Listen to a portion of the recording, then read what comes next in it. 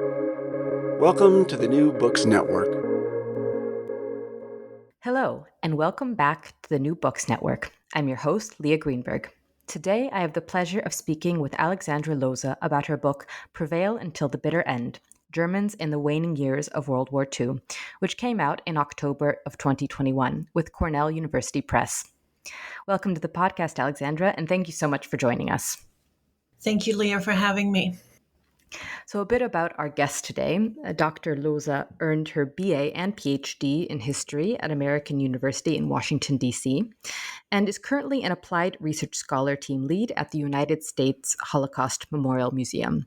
She joined the Jack, Joseph, and Morton Mendel Center for Advanced Holocaust Studies in 2017 as a scholar and editor of the forthcoming sixth volume of the museum's Encyclopedia of Camps and Ghettos, 1933 to 1945, on extermination, labor, and transit camps for Jews.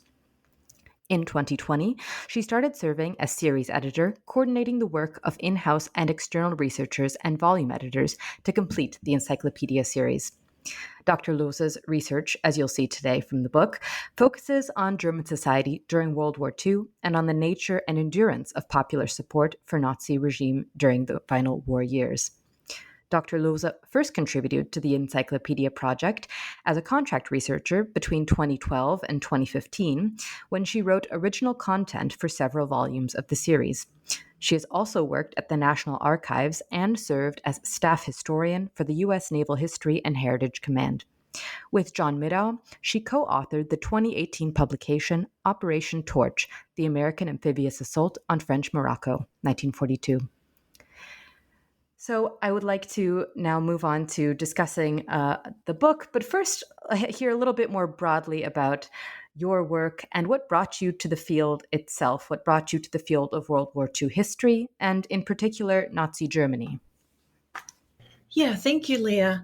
I just want to preface this by saying that the views expressed in my book and in our conversation today are mine and do not represent those of my employer, the USHMM. And it's such a pleasure, though, to have this opportunity to talk about my outside scholarship with you. And as to your question, what brought me to the field, I would say that growing up in what was then East Germany in the 1980s and then 1990s, I was always fascinated by the history of Nazi Germany, and I felt immersed in it in some ways. I went to an Anne Frank Memorial School. There were field trips to concentration camps. There were memorials to the victims of fascism. And so this history seemed to be everywhere. And it was very late, really, in my childhood that I realized we talked about some of the victims of Nazism or fascism, as it was called, but we never actually talked about our families or what our families did during that period. And so I became really fascinated with ordinary Germans during the war. Obviously, Christopher Browning's study spawned a whole field of studies into the experiences and perceptions of ordinary people and ordinary combatants during that period. And I wanted to contribute to that conversation. And so I want then, since you mentioned briefly the subject of your study, if you could give us a sense of who are your subjects of interest in this work. You're talking in particular about ordinary Germans, as we might call them.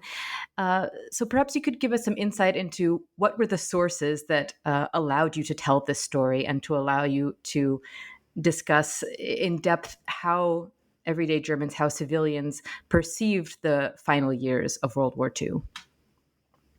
Yeah, I think my sources are one of the most fascinating aspects of my book, and I want to preface that by saying that many other authors have used them to great effect to try to dismantle the myth of a clean Wehrmacht, to try to get at ideological or situational explanations for how Germans behaved as combatants or civilians during the war. But in any case, my most important source base consists of a set of several thousand records that were generated by a British intelligence cooperative called the Combined Services Detailed Interrogation Center. That's a mouthful. The acronym is CSDIC. That was founded in 1939 initially for the purpose of interrogating German POWs for intelligence purposes. And the agency very quickly realized that there was much more, that there was a broader range beyond strategic and technical aspects, a broader range of intelligence to be had from German POWs in British captivity, and that a lot of that information could not be extracted through interrogation, but really by listening in on German POWs as they spoke in the presumed privacy of their cells. So what they did is they equipped these special cells for a select group of German prisoners with hidden recording devices, and then listened in as the prisoners spoke among themselves, created transcripts of these conversations, and then shared them with a range of intelligence organizations. So by the end of the war, this organization generated about 17,000 transcripts of conversations among German POWs in British captivity that are available at the National Archives here in the US and at the National Archives in Kew in outside of London. And those are one of my most important source bases in trying to gauge how German combatants from all branches of the armed services perceived their own war experience, and also how they talked about the home front, how they talked about the Hitler regime, how they talked about their families at home. And really it gave a great insight into how what we might call ordinary combatants understood the unfolding crisis of the later war years.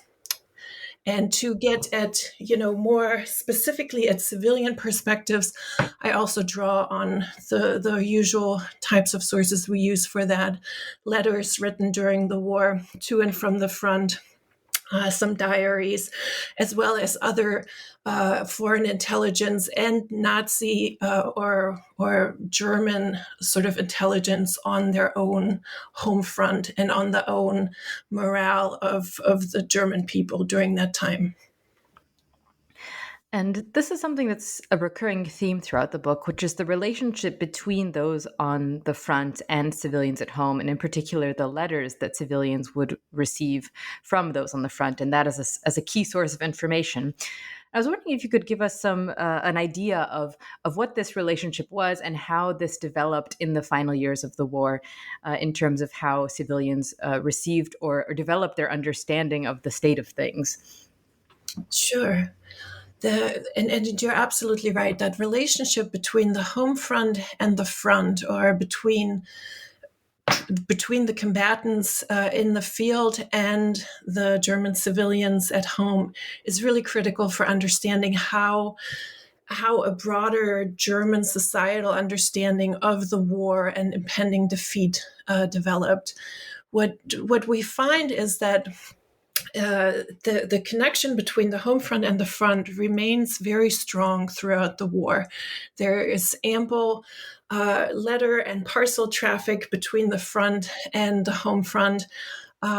German combatants, German soldiers are granted home leave, not uniformly, but many of them are granted home leave well into the final war years, well into 1944, which is quite unusual.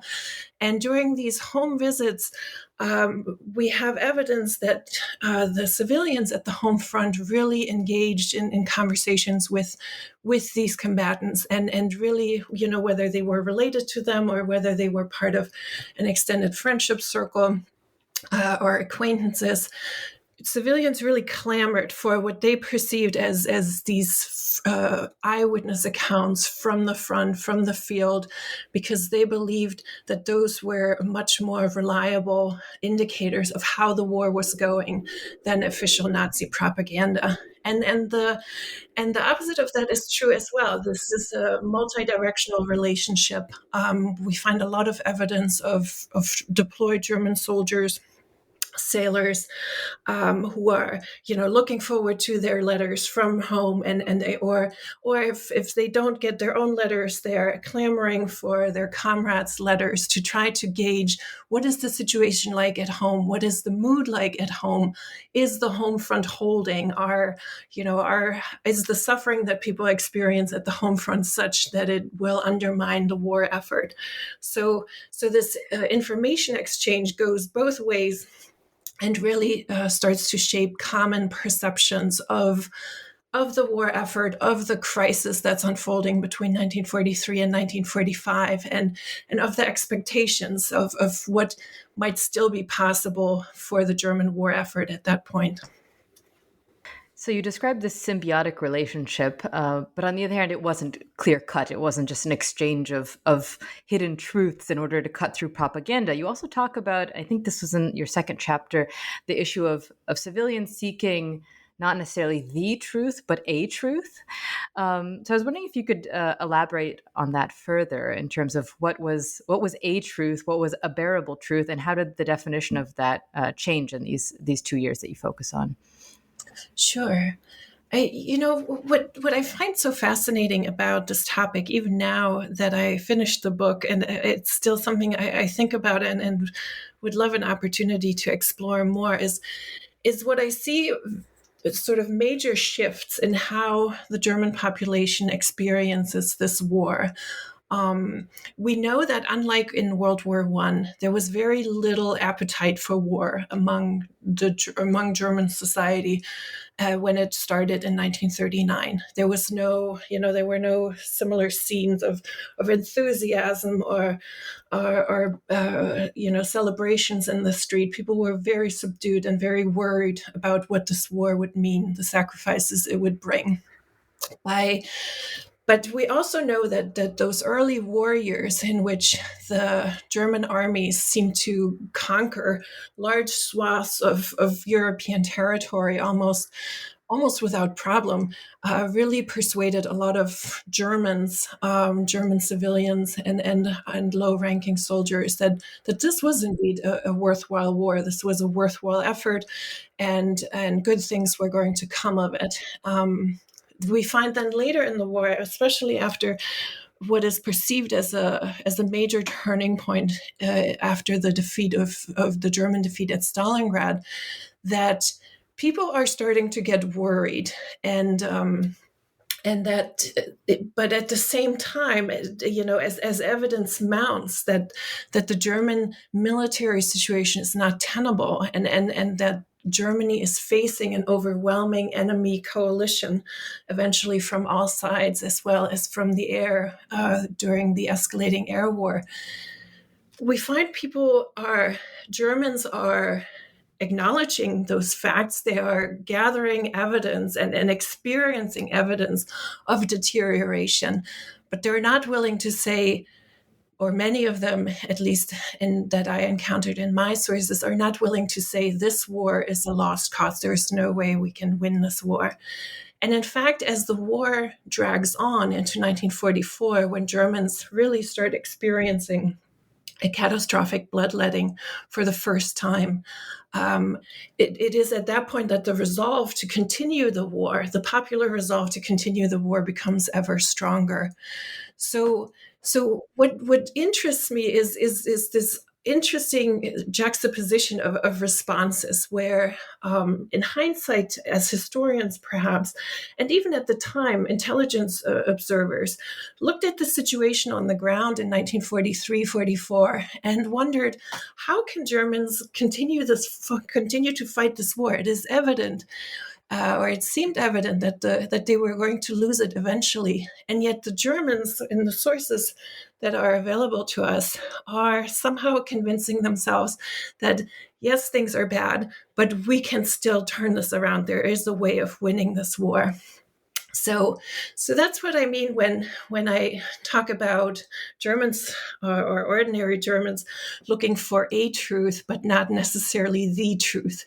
They know, a lot of people know by 43, 44 that official Nazi propaganda is not based on facts necessarily, and that they cannot rely on official, Wehrmacht proclamations or official news channels. So, as I said, they start seeking for alternative sources of information or what they hope to be facts, which is primarily through conversations with eyewitnesses or participants in the war, also to some extent through foreign propaganda. And they mine all these alternative sources of information for what they hope to be a more realistic or more reliable view of the actual war situation, but one that also confirms to them that this war is in fact not lost for Germany yet, and that there is hope for Germany to turn this around and ultimately achieve what many Germans believe is a victory that is their due.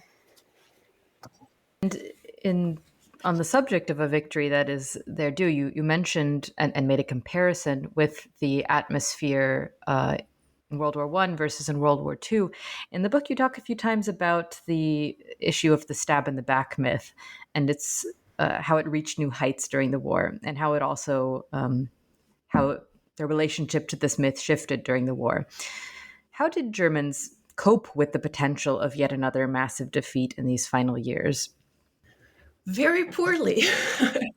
um, the fear of the stab in the back, which was also deliberately fanned again, which obviously originated in World War One.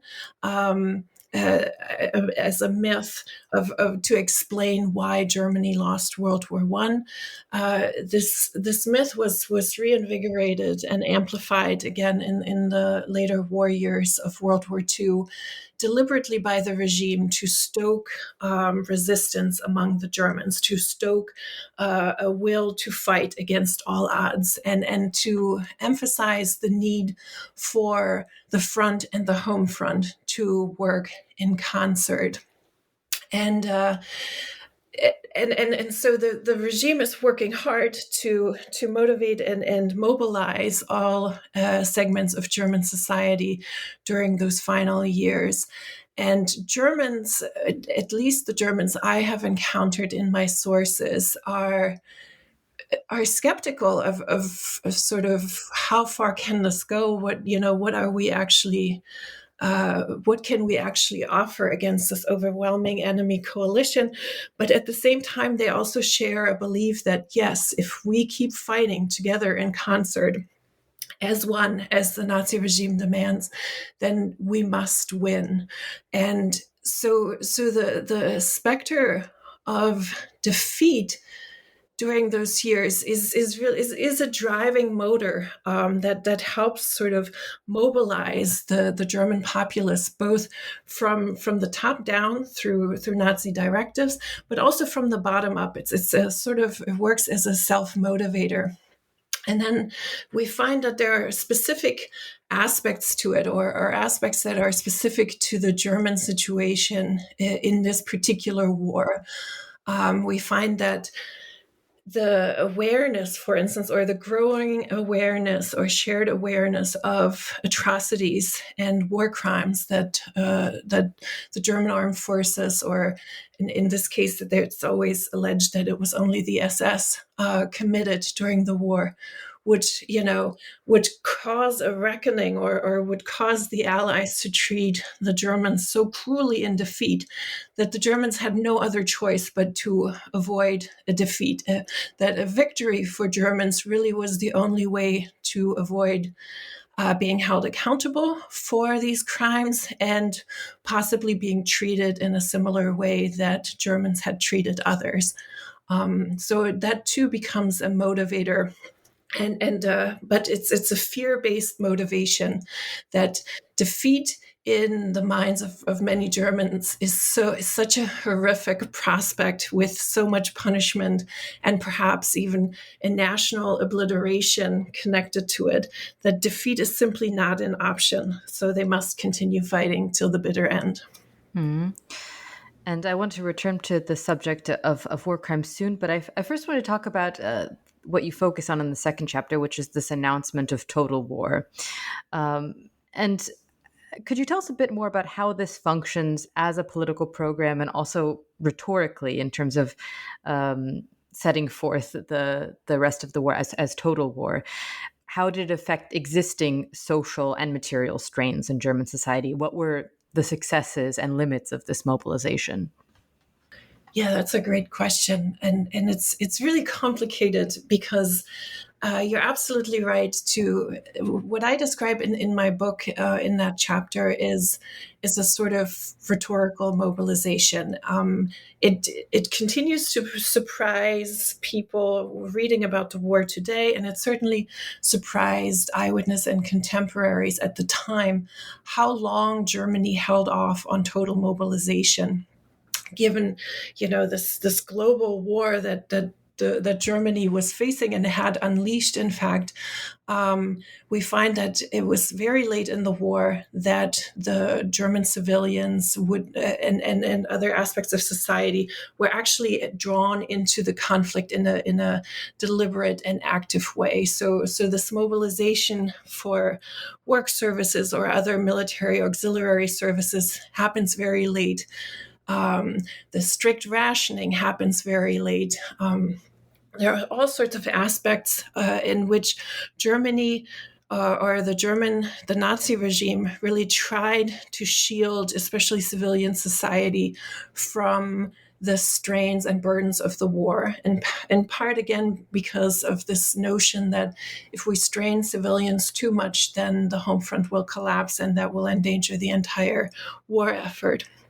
So after the defeat at Stalingrad, which both German leadership and German society or the German populace experience as a catastrophic and traumatic event, we find several efforts by high-ranking Nazis, most notably Goering, whom I deal with in this book, or in this chapter, to mine this defeat and rally and sort of achieve the type of total mobilization that they hoped would turn the war around again in Germany's favor, and that would hopefully harness all the resources and all the powers of Germany against the enemies that the country was facing. But what happens is that this is less of a political or policy program for a long time. This has less to do with, instituting work requirements or strict rationings, and it's more of a rhetorical. We must all fight till the bitter end. We must all, like the ancients before us, we must fight as one and be willing to essentially self-annihilate. And it is through that willingness to self-annihilate that we will harness the strength to win a victory here.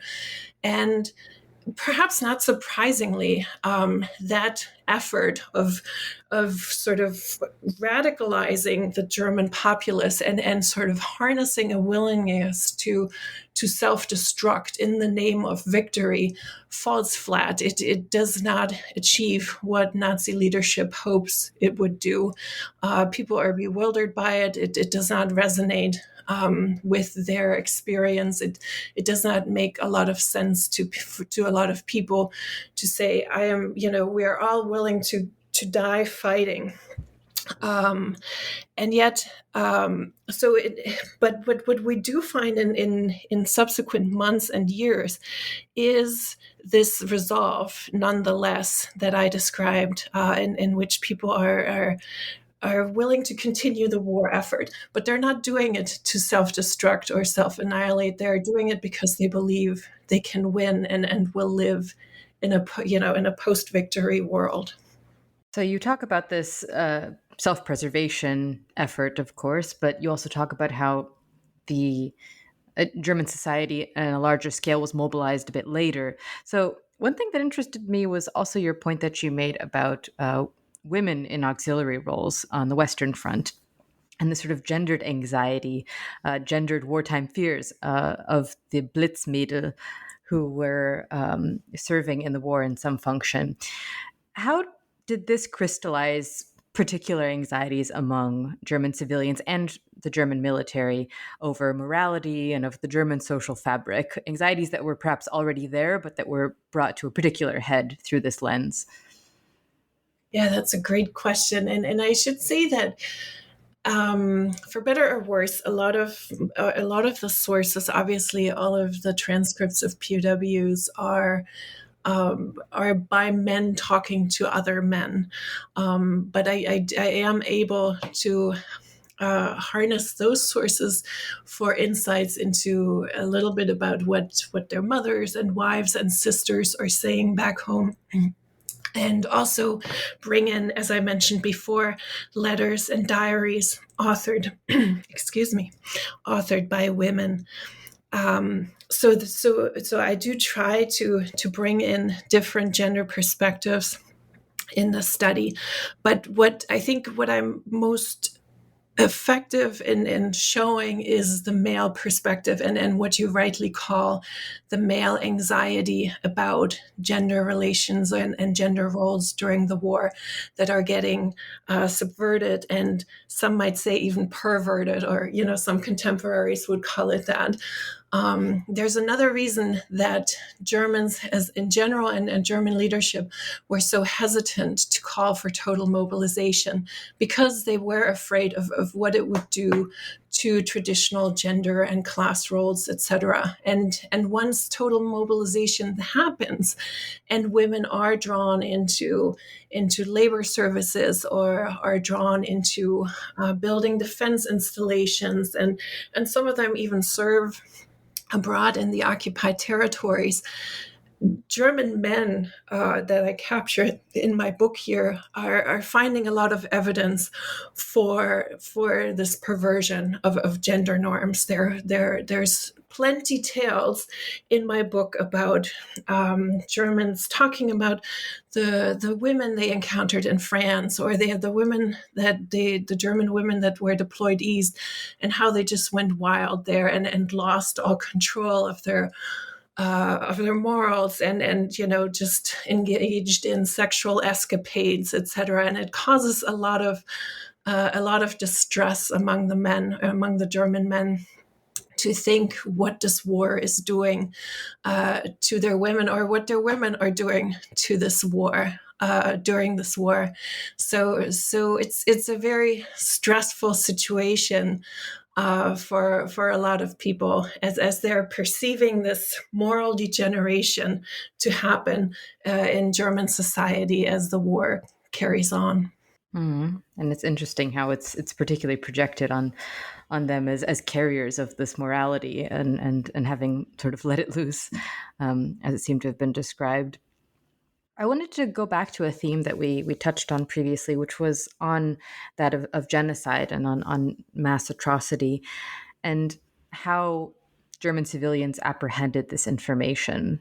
Can you tell us a bit more about the different ways in which, both during the war and after the war, civilians utilized strategies to evade culpability or explain these war crimes within the context of the war? Yeah, that's a great question. And one of the, one of the ones I was most, or one of the topics I was most eager to examine my sources for, and one that perhaps is a little frustrating, especially for Holocaust scholars, because not surprisingly, the topic of war crimes, the topic of atrocities committed or witnessed by German combatants, remains a very sensitive one, even in captivity, and perhaps especially in captivity, as German POWs are very wary of being held accountable. So And yet we find that even in these transcripts that were generated by the CSDIC, where ostensibly these many German soldiers did not realize they were being observed in the manner that they were, we find that they talk about atrocities. Usually, we find that they talk about atrocities in the third person. So there's a distancing effect. It's usually described as something that others did, most notably the SS. We find even in real time during the war, German soldiers from all branches of the armed services sort of distancing themselves from the SS. And there's almost this palpable relief that well, it's the SS that's been committing all these crimes. It's the SS that I heard, they were rounding up Jews in this village or that. It's SS men who shot up this village and that. So there's a sort of accounting of these crimes as they occurred or in real time, but it's usually, even already during the war, it's usually being alleged that a particular group of German perpetrators committed these crimes. And the stories about, especially the stories about mass shootings, or what many scholars now call the Holocaust by bullets, circulate not only among the armed forces, but also trickle down into the general populace, are being shared, however cautiously, among German civilians. And then later in the war, there's also an interesting aspect whereby Nazi authorities sort of try to impress among the populace without naming names and without, explicitly pointing to this genocidal violence that they have been perpetrating for many years. At that point, they kind of point to, well, we had to make difficult decisions. People were killed, and if we lose this war, we will be all held accountable for it. And so this combination of popular awareness of atrocities committed by Germans and in the German name, and the sort of vague reinforcing by German authorities that yes, this happened, and if we lose the war, there will be a terrible reckoning for this. Really makes an impression with a lot of ordinary Germans. They fear a post-war or post-defeat reckoning. But at the same time also become more and more invested in this alibi that already unfolds during the war, or that's already being built in broad swaths of German society, that yes, these crimes happened, but they were perpetrated by a particular group of perpetrators, most notably the SS.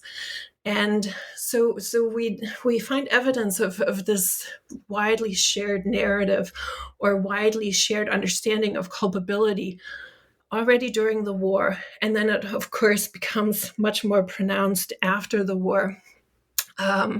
When, despite some efforts at tribunals and war crimes trials, German society becomes very comfortable in the post-war period with pointing to the alleged perpetrators as a small and sort of aberrant group among the Germans, while the rest of German society allegedly had no culpability, had no knowledge, and really no agency in those crimes. And that's an enduring myth of the war generation that really shapes how several generations of Germans looked back at the war and at the culpability for those war crimes. And someone who had particular insights to popular attitudes during the period and the perceptions of the course of the war was Victor Klemperer, a source that you used throughout your book as well. So I was wondering if you could tell us a bit about what were some of the key insights that Klemperer had in his diaries, and what set these sources apart from some of the others that you used? I have to say, I was so pleased to be able to use his diary. It played such a huge role in my graduate education, and I was, I was so pleased to be able to have an opportunity here to use his insights into how ordinary Germans, non-Jewish Germans that he encountered, sort of rationalized and explained the war, and how they helped really make his and his peers' life miserable in many sort of aggressive ways in day-to-day life.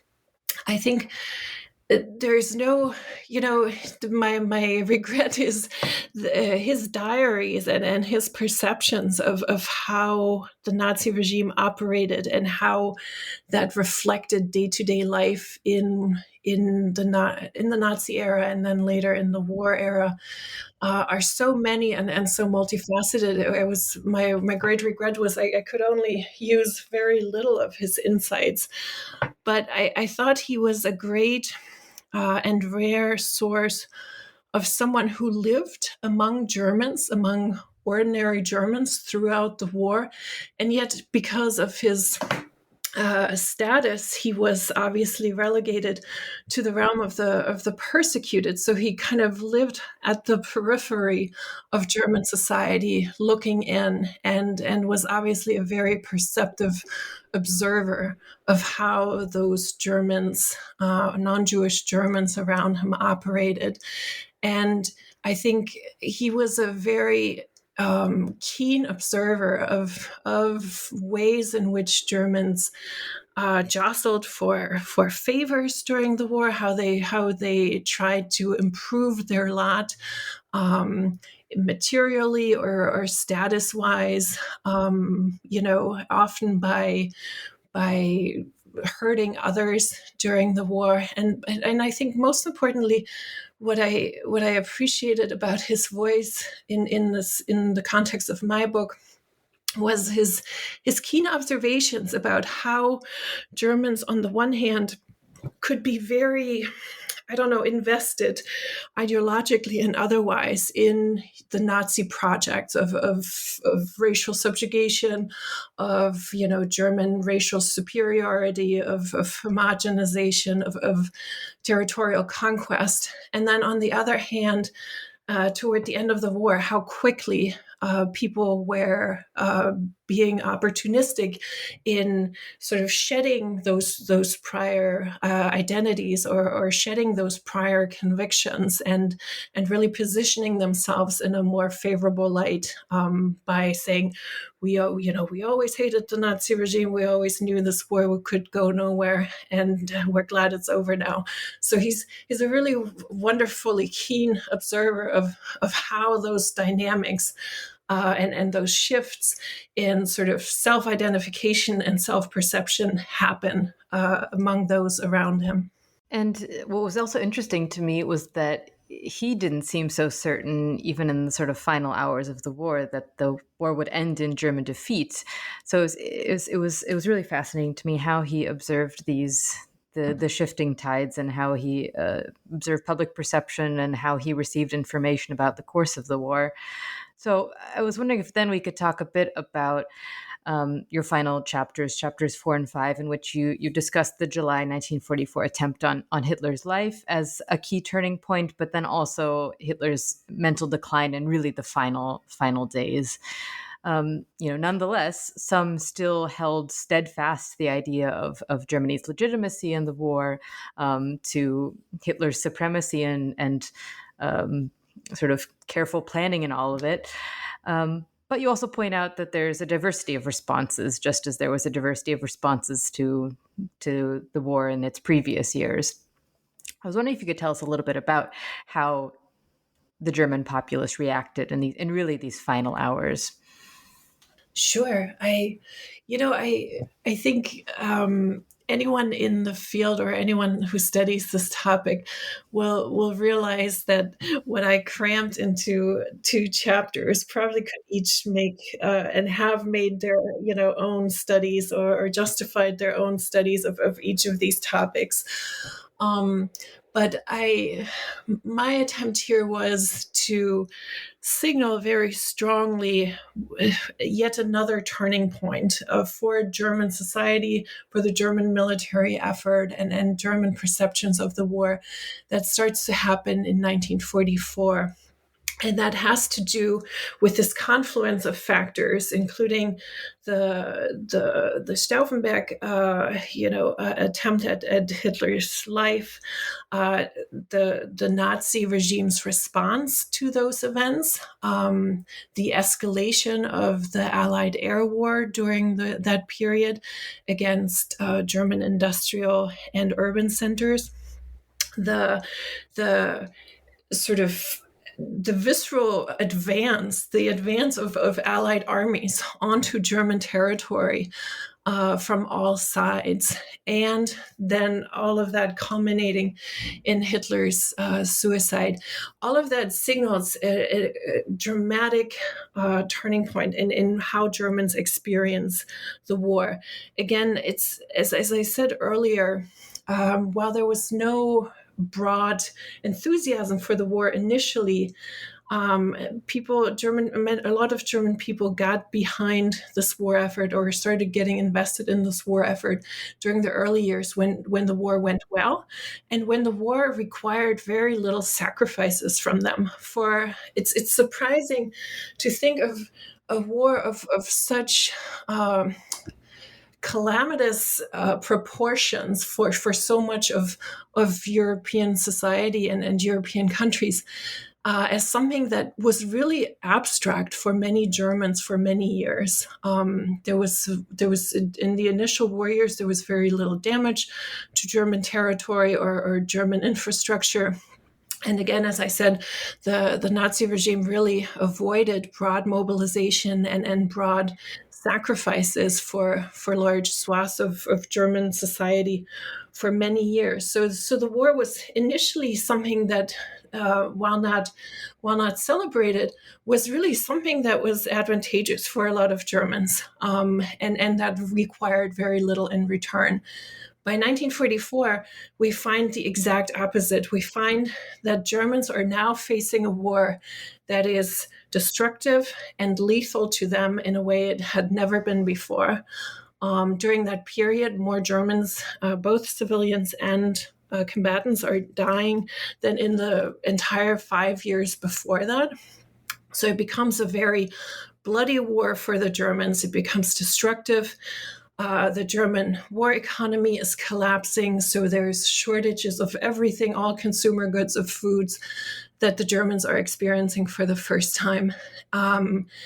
In the aftermath of the attempt against Hitler's life, the Nazi regime tries to crack down and really establish what they call a war dictatorship, trying to really strengthen controls on all aspects of German life, and trying to persecute anyone suspected of being not 100% behind this war effort.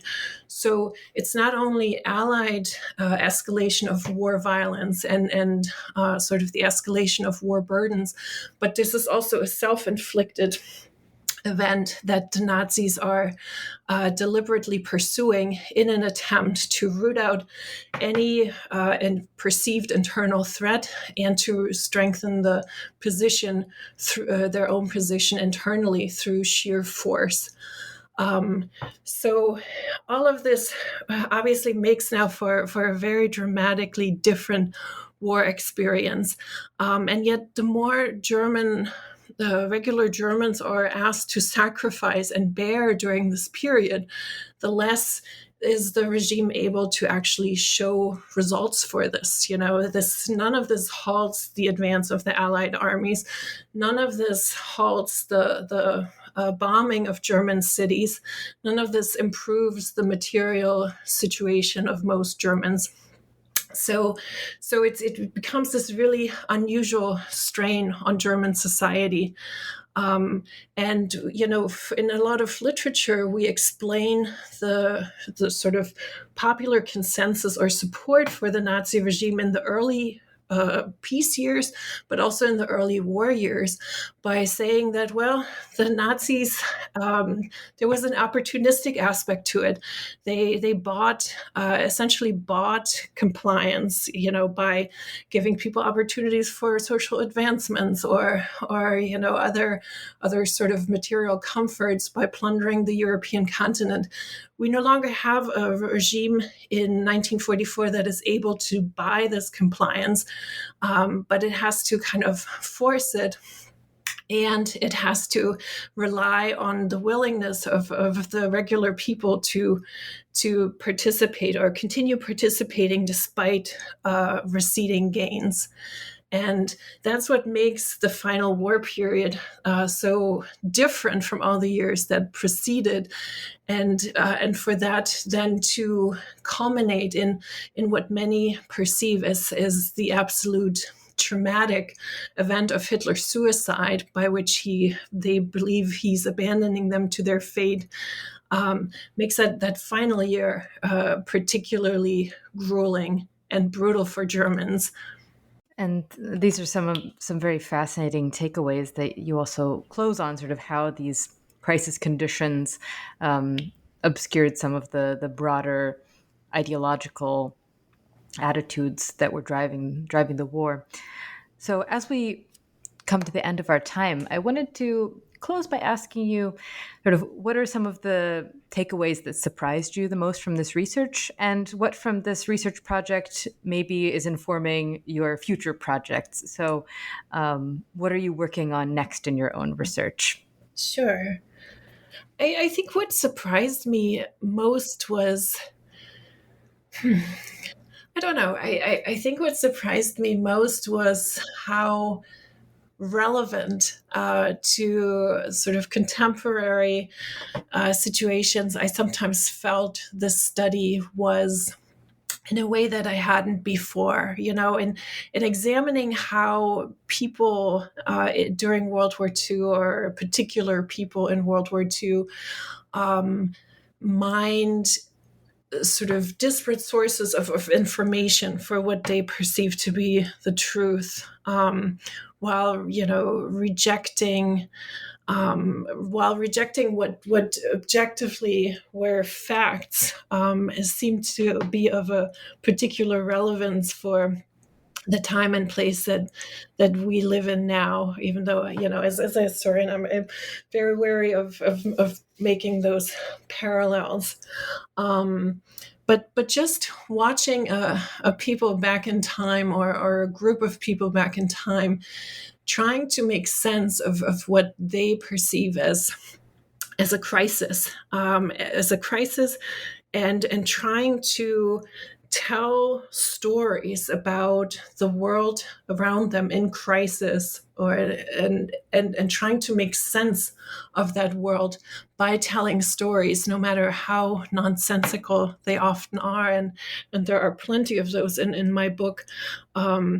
It really resonated with me, sometimes looking at current conditions,